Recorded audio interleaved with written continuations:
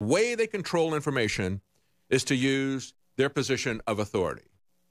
And one of the ways that they establish their authority is to call other people fake news. So I want to play for you a clip of people who want to pretend that they're authoritative, calling other people fake news. And I want you to see how fake and how scripted this is. Let's run video 2.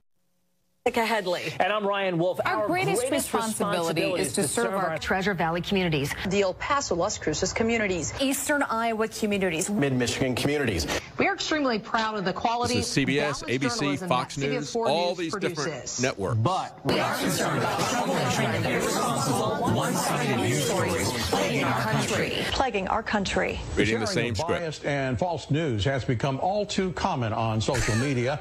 More alarming, some media and on outlets local news publish the same fake stories without checking facts first. The sharing of biased and Check your false script. News has become all too common on social media. More alarming, some media outlets publish these stories aren't true without checking facts first. Unfortunately, some members of the media use their platforms to push their own personal bias and agenda to control exactly what people think. And this is extremely dangerous to our democracy. This is extremely dangerous to our democracy. This is extremely dangerous to our ABC. democracy. This is extremely dangerous to our democracy. This is extremely dangerous to our democracy. This is extremely dangerous to our democracy. This is extremely dangerous to our democracy.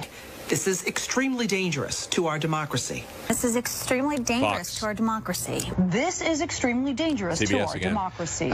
This is extremely All right, let's hold it. dangerous to our Because that is extremely dangerous to our democracy. What you have seen there is arguments from authority.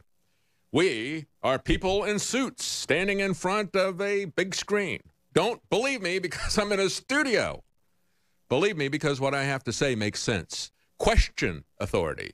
Question authority. If what they say sounds like a lie, it is a lie. If it looks like a lie, it smells like a lie, it sounds like a lie, it is a lie. You eliminate the impossible, and then whatever is left, no matter how improbable, is the truth. From the master of deductive reasoning, Sherlock Holmes, or Arthur Conan Doyle, who actually wrote a script. And people are writing scripts for these people, as you just heard. They're all saying the same thing. These are different networks. Isn't that scary? I mean, this is not one network that says, hey, I want everybody here to read the same script, hitting on people that we're now going to talk about how we don't like fake news, so therefore we aren't fake news. And we're going to attack anybody using that label. And I want you all to read this. Well, that was being read by ABC, CBS, Fox, all these different networks that are supposedly independent of each other. You know, we used to, about 10, 15 years ago, we had about 50 different media organizations. Now we have less than 5. And it appears that we only have one. It's called Operation Mockingbird, where the deep state writes the script. Look it up while you still can before Google flushes that down the memory hole as well.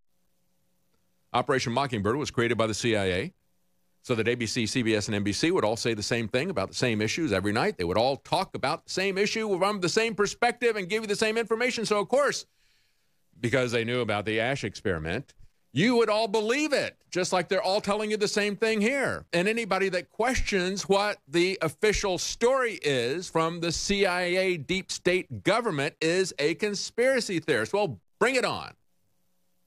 Take that as a badge of honor from these lying people here. You know, talk about, oh, well, Alex Jones is an actor. You know who's an actor? Somebody who reads stuff off of a script like that. We had Megyn Kelly here.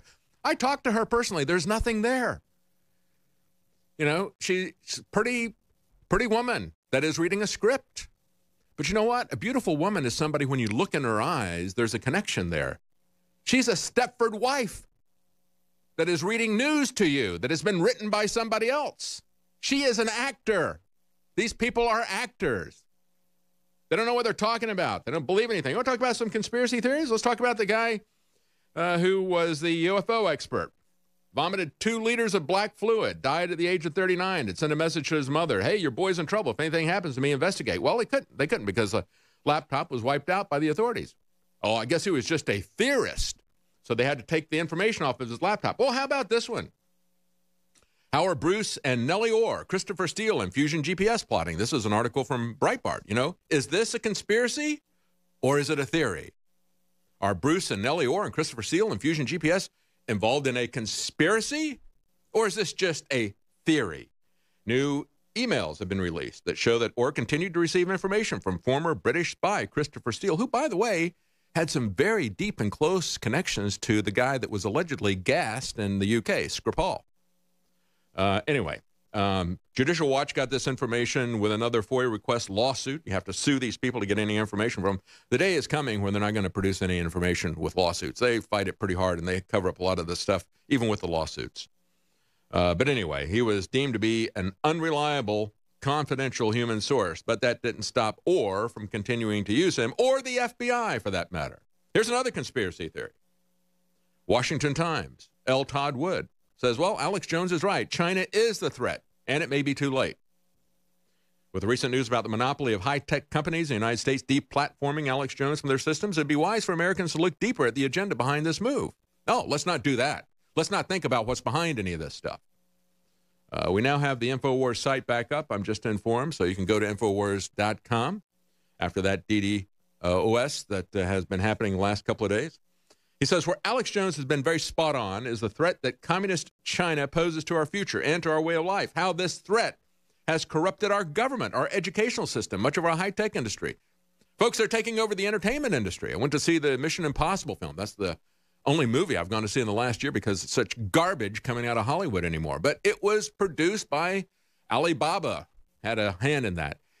And I remarked to my family after that, I said, don't you find it interesting that the one Chinese character that was in there, he was in a fight with the two big hunks, you know, Tom Cruise and the guy that plays Superman, you know, they were invincible when they went up against everybody else. But it took the two of them in a very long, protracted fight to take out that one Chinese guy. I said, you know why they did that?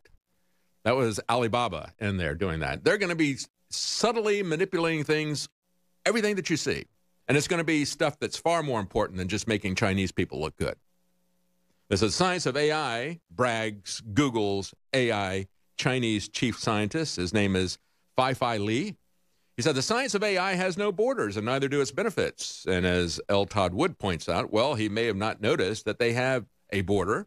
It's called the Great Firewall, where nobody inside of China can get any truth.